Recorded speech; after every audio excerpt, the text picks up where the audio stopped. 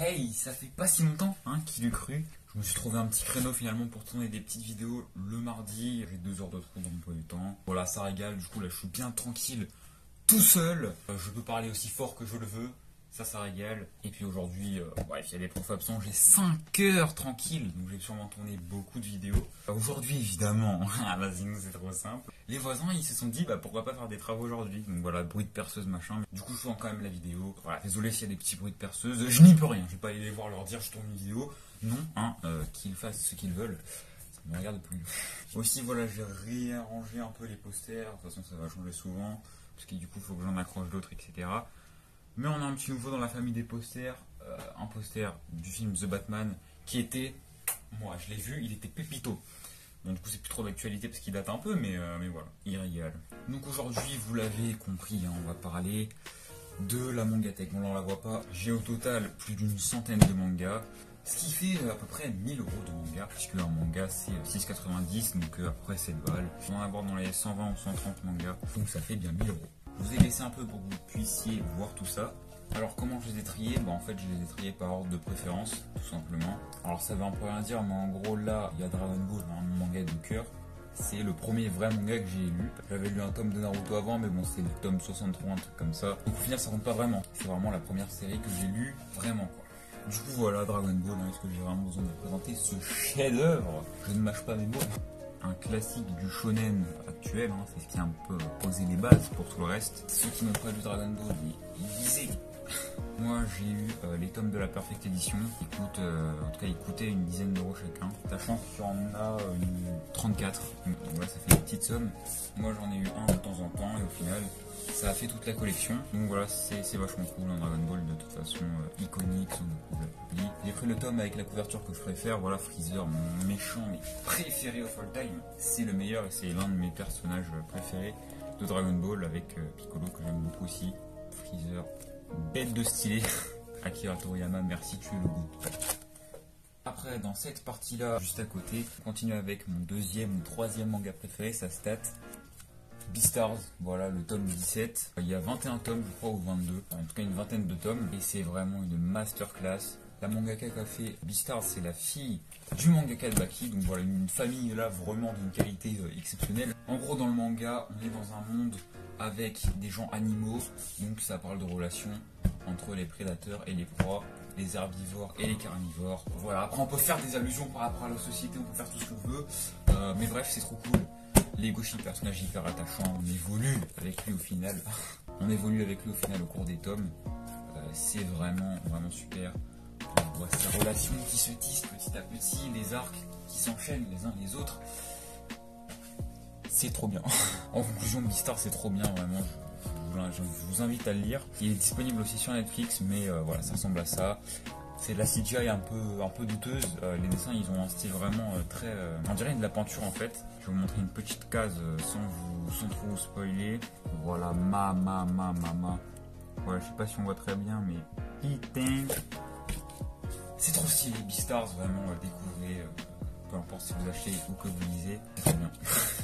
On passe à la suite avec un ou pareil de mes mangas préférés, A Silent Voice, donc voilà, hyper connu.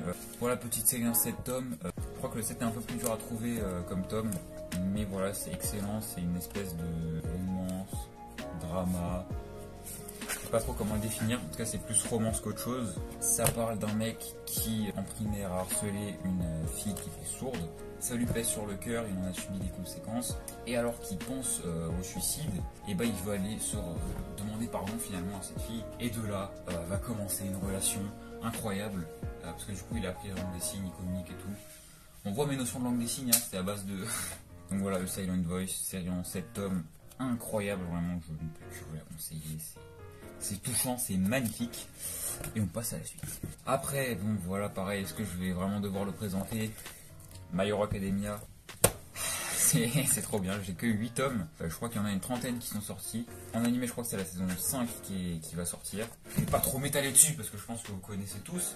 Et pour ceux qui connaissent pas, voilà, My Hero Academia, une trentaine de tomes. Et là je crois qu'on en est à l'arc final, en tout cas dans les scans. Pour ceux qui voudraient commencer le manga, une valeur sûre avec Dragon Ball. On est toujours dans cette partie. Et là on va s'attaquer à un manga pareil que j'ai kiffé. Black Torch, voilà, fini en 5 tomes malheureusement parce qu'au Japon ça a pas beaucoup plu, je crois. Avec la fin du tome 5, on se rend compte qu'il aurait pu avoir d'autres choses. La fin n'est pas trop bâclée, même si le combat final il est un peu rapide, on va pas se mentir. C'est un shonen vraiment neketsu classique de chez classique, qui respecte tous les codes finalement du bon shonen de base. Mais il est insane, les dessins sont juste fous. Voilà, je pense qu'à la couverture, vous en doutez, il y a la relation entre le personnage principal et le chat, j'ai oublié comment il s'appelle. Elle est insane. Si vous voulez commencer les mangas, pareil, c'est une petite épite. Voilà, donc pareil, Black Torch, série en 5 tomes, je ne peux que vous la conseiller. Après celui-là, vous l'avez peut-être déjà vu parce qu'avant il était sur cette étagère, par là dans mon décor. Terrarium, là c'est le tome 1, je sais pas s'il y a eu d'autres tomes, je vous avoue que j'ai pas trop suivi. En fait j'ai bien aimé l'histoire, mais il y a certains dessins, notamment les dessins des personnages humains, parce qu'il y a aussi des robots, je les trouve pas fous. Mais sinon le reste des dessins, je pense que vous pouvez le voir à cette couverture qui est vraiment insane. Ils sont fous, les robots ils sont hyper bien dessinés, les décors incroyables. Mais voilà, donc j'ai pas trop accroché. Terrarium, voilà, édité chez Glénat, c'est pas mal. L'avant-avant-dernier manga de cette étagère, c'est un one-shot, vous en avez forcément entendu parler si vous traînez un peu sur YouTube. Look Back, voilà, par l'auteur de Chainsaw Man, je l'ai vu en rayon, et puis bah, tout le monde en parlait un peu. Je me suis dit pourquoi pas, il est vraiment assez fin comparé aux autres mangas. Vous connaissez forcément un peu le pitch, mais je vous le refais. En gros, voilà, c'est une relation entre deux dessinatrices qui vont se pousser vers le haut, et la fin est un petit peu voilà, pimentée. Je ne vais pas vous dire pourquoi, comment. Je vous laisserai découvrir ça par vous-même si vous voulez vous le procurer. Il est édité chez Kazé, et puis on passe à la suite. Avant-dernière série de cette étagère, Tokyo Ghoul. Voilà, j'ai les 2 premiers tomes, mais j'ai eu le reste à la bibliothèque. Et j'ai vu l'animé aussi. L'animé il est pas fou, surtout à partir de la saison 2 où l'ordre s'inverse. La saison 2 elle est tristement célèbre parce que l'ordre n'est pas fidèle au manga et même l'animation n'est pas folle. Mais en manga en tout cas c'est une dinguerie, les dessins ils sont fous. Vous trouvez une petite page comme ça, voilà, regardez-moi ça, comment c'est bien stylé. De toute façon c'est assez connu, c'est édité chez Glénat, et puis si vous voulez le découvrir, c'est top. On finit avec un manga assez spécial, il s'agit de Parasite, le tome 5 est en espagnol, j'ai que celui-là. Alors là, je sais que ça peut paraître un peu bizarre. Mais en fait, moi Parasite, je l'ai découvert sur Netflix, normalement il était disponible, et j'ai vraiment kiffé, c'est trop bien. Si jamais il revient sur Netflix, n'hésitez pas à aller le regarder, c'est super. Et donc, quand je suis allé en Espagne, j'ai pris quelques mangas pour pouvoir apprendre un peu l'espagnol plus facilement. Et donc, j'ai vu qu'il y avait le tome 5 du Parasite, malheureusement, il n'y a que celui-là. Et du coup, voilà, je l'ai pris, donc édition espagnole, tout ça. Ils sont aussi disponibles en France, n'hésitez pas. Parasite ou Parasite, je sais pas, le grand débat, ceux qui connaissent, dites-moi comment vous prononcez dans les commentaires. On a fini avec cette partie. Celle-là, bon, bah, c'est Dragon Ball, mais il reste encore quelques trucs. Comme par exemple ça, Jaco, le patrouilleur galactique. Du coup voilà, si vous suivez DBS, vous savez sûrement qui c'est Jaco. Voilà un petit peu les origines de Jaco et aussi les origines de Dragon Ball, puisque ça parle de l'arrivée de Goku sur Terre, etc. Et à la fin, on a un petit bonus avec l'histoire de Badak. Badak que je kiffe, c'est un personnage vraiment super cool. Du coup, bah, ça fait plaisir d'avoir un petit bonus là-dessus. Et pour finir avec les mangas et annexes Dragon Ball, on a Dragon Ball Landmark, qui est un peu une espèce d'annuaire qui parle de Dragon Ball. Ça explique un peu le lore de Dragon Ball. Et franchement, c'est cool. Et pour finir avec cette partie-là, vous l'avez sûrement vu quand je parlais de Dragon Ball, il y a 2 gros mangas rouges. C'est la Perfect Edition de Hellsing, en espagnol aussi. Pareil pour les mêmes raisons que l'autre, pour apprendre plus facilement l'espagnol.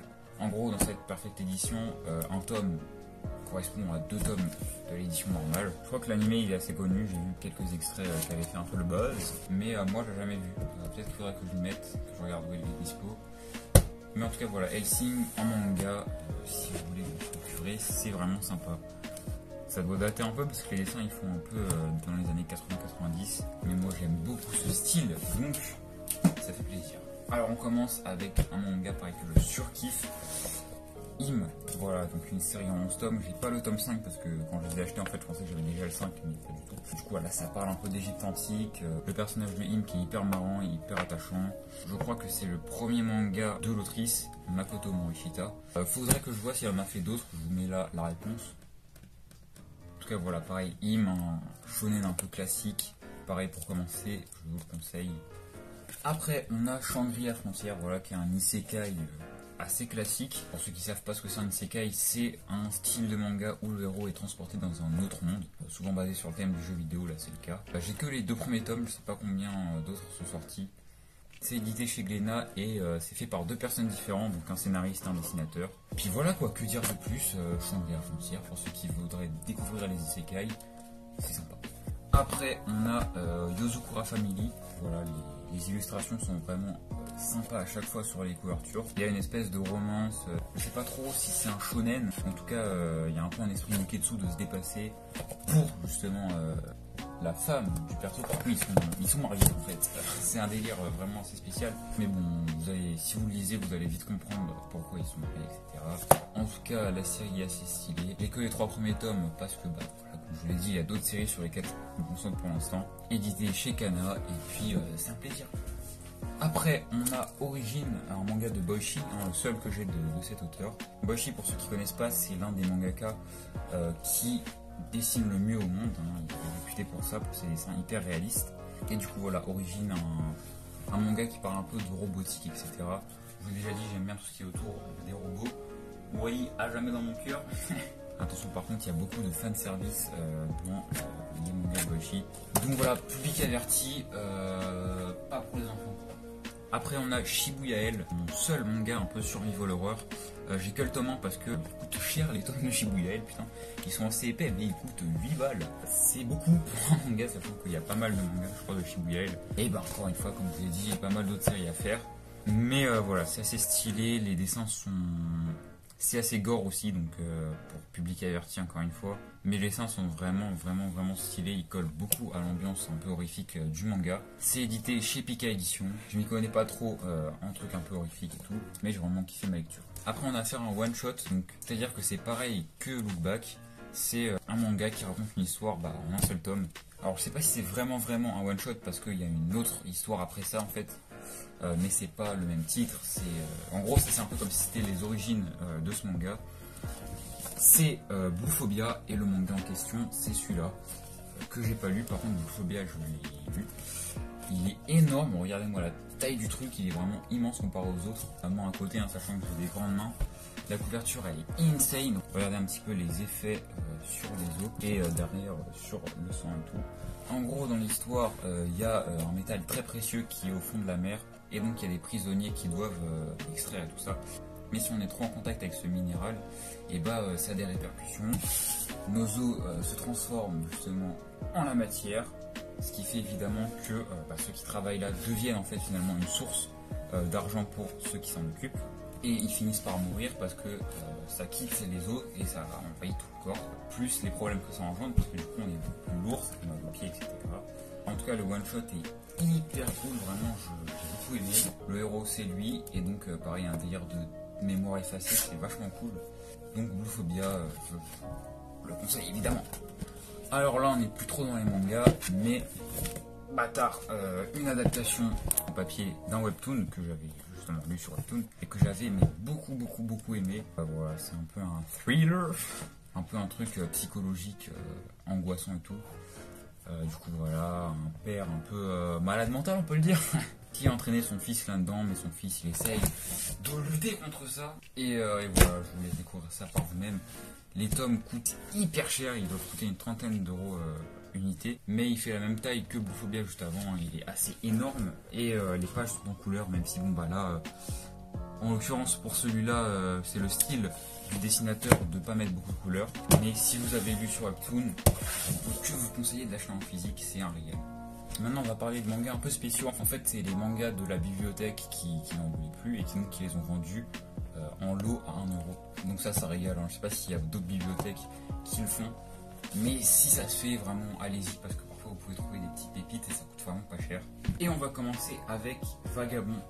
Donc voilà, maintenant j'ai les 10 premiers tomes, c'est insane, les dessins sont fous, ça date un peu, donc voilà pareil, c'est un peu un style années 80-90, ça parle de samouraï, attention par contre il y a des scènes un peu tendues, donc pareil seulement pour un public averti, mais par contre vraiment c'est un truc de fou, il y a parfois des petits problèmes de traduction et d'édition, mais c'est quand même franchement sympa. Donc Vagabond, je ne peux que vous le recommander, écoutez, de toute façon je crois que c'est assez connu et assez aimé en général par la communauté manga, Donc voilà, je pense que tout le monde sera à peu près d'accord avec moi pour dire que c'est trop bien. Après, on a 0 pour l'éternité, une série qui finit en 5 tomes, pareil, à peu près dans le même style que Vagabond. Ça date un peu, mais c'est super cool aussi. Alors au début, je suis un peu mitigé parce qu'en fait, l'histoire elle parle de kamikaze pendant la Seconde Guerre mondiale, donc du coup en japonais évidemment. Et au début, c'est un peu bizarre parce que c'est des jeunes adultes qui enquêtent sur leur grand-père, qui donc était kamikaze et qui est mort sans qu'ils puissent le connaître, et même leur mère ne le connaissait pas hyper bien, ils s'étaient mariés mais pas depuis très longtemps. Et du coup au début voilà, c'est une atmosphère un peu vraiment bizarre, et plus ça va, plus tu découvres en fait avec eux des trucs sur le grand-père, et à la fin, vraiment la fin c'est une masterclass, mais vraiment une masterclass. Le 5e tome il est insane, donc je peux que vous le conseiller. Par contre il faut faire toute la série parce que ça n'a pas de sens si on n'a pas la fin, puisque c'est vraiment la fin qui fait tout du manga. Donc voilà, 0 pour l'éternité, je peux que vous le conseiller. Ça parle d'aviation, et même regardez les dessins, comment ils sont incroyables. C'est un truc de fou.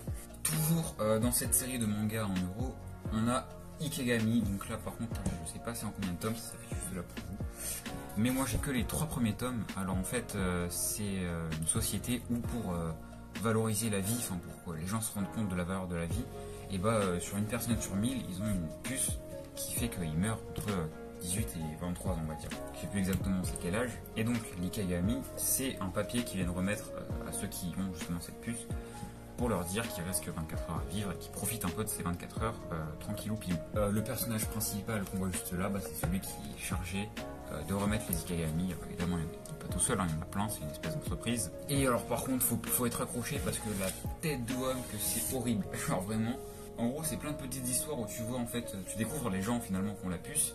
Et du coup tu doutes qu'ils ont la puce parce qu'on suit leur histoire. Et généralement c'est des gens qui ont une vie de merde. Et t'as le petit bonhomme là qui arrive, qui leur donne les Ikegami. Et en gros c'est des gens qui ont une vie de merde. Et tu les achèves. Genre vraiment c'est des gens qui ont une vie de merde et qui leur arrive un malheur. C'est un truc de fou. C'est vraiment horrible. Mais c'est bien. Ça peut paraître un peu bizarre, mais c'est cool. Franchement c'est cool. Si c'est le genre d'histoire qui peut vous plaire, je vous le recommande.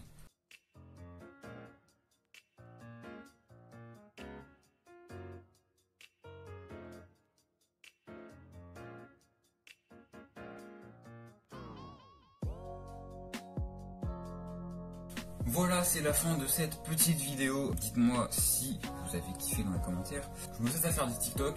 Alors je sais, il y en a qui vont être en mode les TikTok, vous vous rendez pas compte, sur TikTok il y a beaucoup plus de visibilité, c'est un truc de fou. En plus c'est un format plus court, plus rapide, et j'aimerais bien m'y essayer.